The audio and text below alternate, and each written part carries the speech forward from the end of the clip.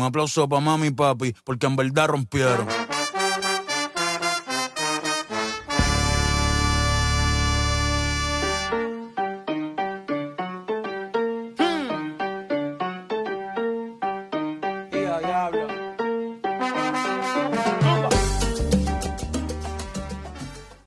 So right now we're going to be doing a quick breakdown of the initial pitch.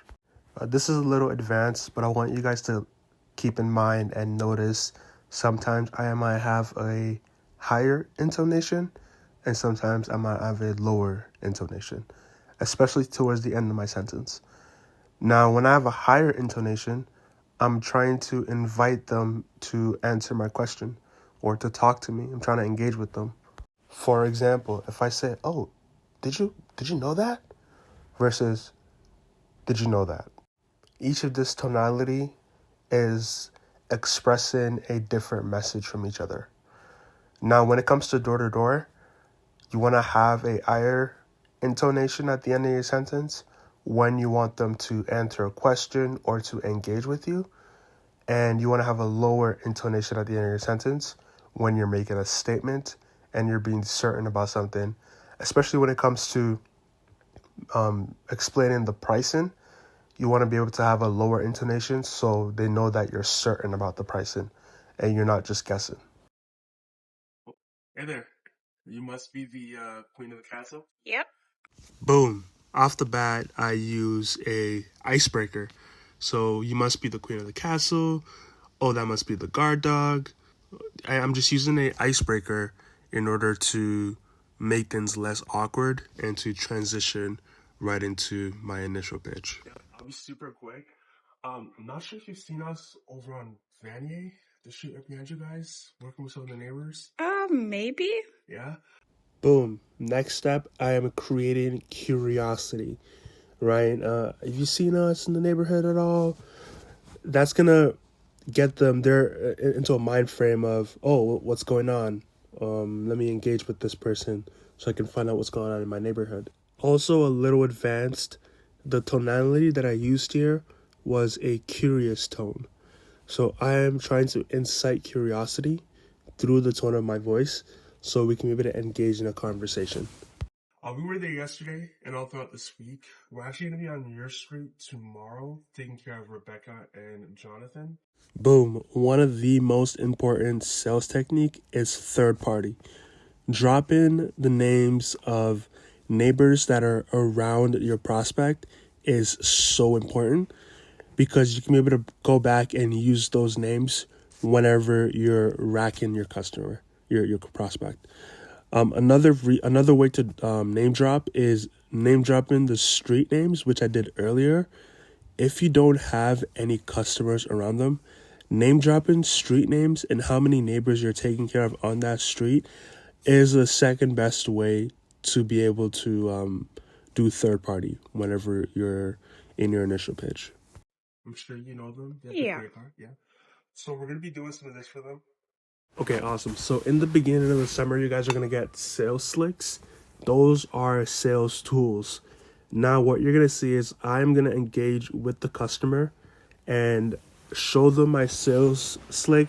They're going to come closer to me and they're going to be looking at my sales slick while I'm talking to them. What this does is it's not going to make or break your sale, but it's going to buy you the necessary and the crucial seconds in order to be able to talk to them and engage with them. And those seconds that it buys you could be the difference between potentially selling them and not selling them.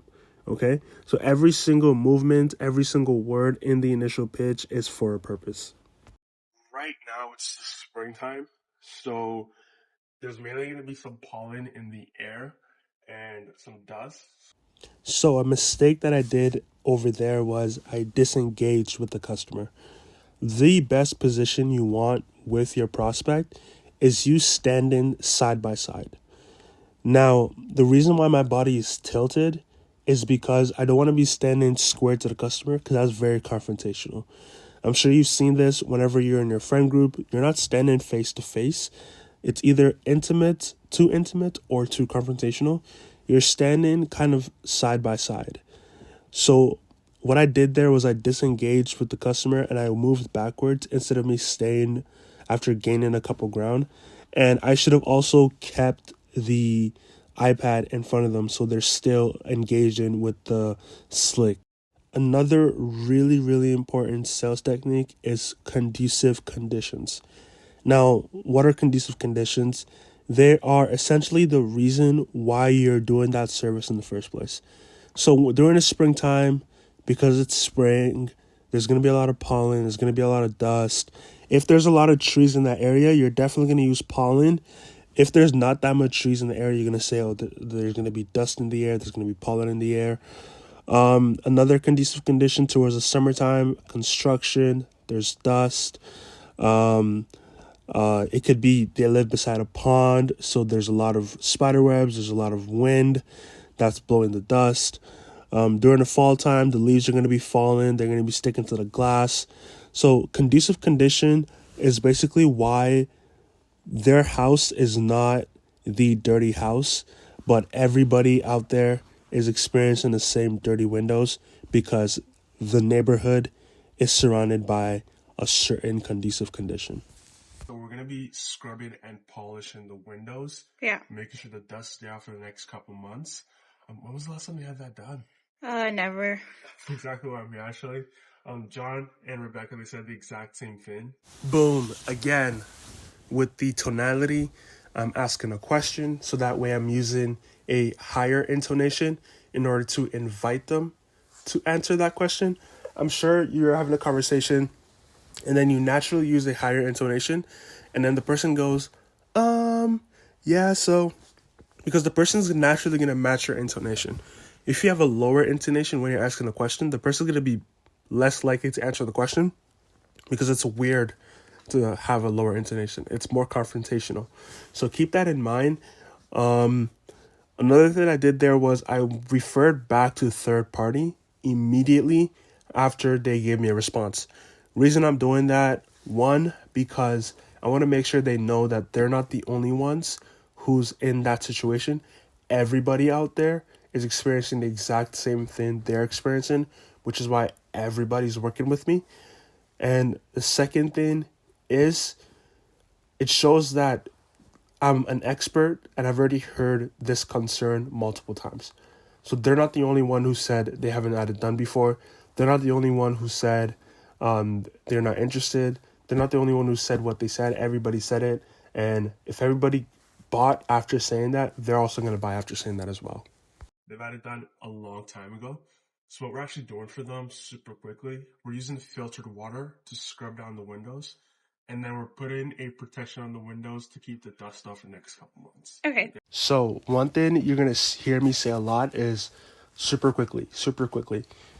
Even though I'm not going super quick, I'm actually going really, really slow. And that's very intentional because the slower you go, the slower you talk, the more confident you appear. And the more that you appear as a expert in what you're saying. Now, me saying super quickly is just to make sure that I am not, or I'm communicating to the customer that I respect their time. Another thing that I did there was at the end, when I made the statement, I had a low intonation and I ended by sounding firm and confident, which is why the customer or the prospect would then agree to or would understand what I'm saying. Okay. Since we're here tomorrow, some of the neighbors are actually taking care of the transportation fee. So that way it's actually dirt cheap tomorrow. Oh, okay. So this actually was a soft close. Now there is a better way of wording this because the effect I'm trying to have in that moment is called a Black Friday effect. Now a Black Friday effect is a discount at a certain time frame. Black Friday, there's 50% off only on Black Friday. So what I'm trying to do over here is showing them that there's a discount only tomorrow, and the only way to claim that discount is while I'm here today. So the way I would word that would be a couple of neighbors have covered the transportation fee for tomorrow. So while I'm here today, I'm getting some more neighbors on board for tomorrow, and we're doing it for dirt cheap. Or I could say we're having a neighborhood discount. 30 seconds. I'll cut up all the windows. I'll be right back. Leave you a quote. Yep.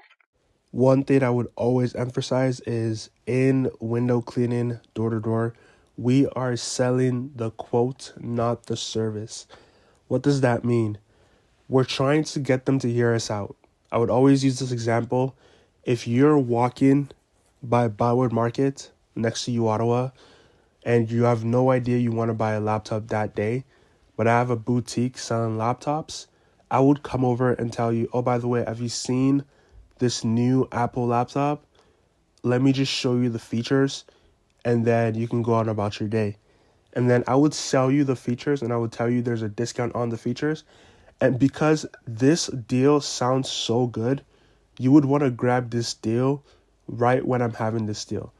So that's when all of this come together in order for them to buy. Is you're using all the formulas, you're name dropping, you're having the Black Friday effect, you're using the right tonality. When all this comes together, you don't even have to sell the product because the product is going to sell itself. All you have to do is present it in the right way, and eventually they're gonna buy because they don't want to miss up on this opportunity.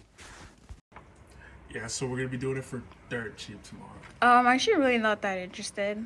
Yeah, no, I totally get it. Window cleaning isn't the sexiest thing in the world. I'm sure you didn't wake up this morning thinking about window cleaning. No. You know, John and Reka said the exact same thing. Reason why they're working with us, obviously discount aside, I'm just here to leave you a quote anyways, so you're not signing up for anything. So in 30 seconds, I'll just cut up all the windows, leave you a quote, leave you with some information, and I'll get out of your hair. All right, Sounds sounds good? great. Awesome. Yeah.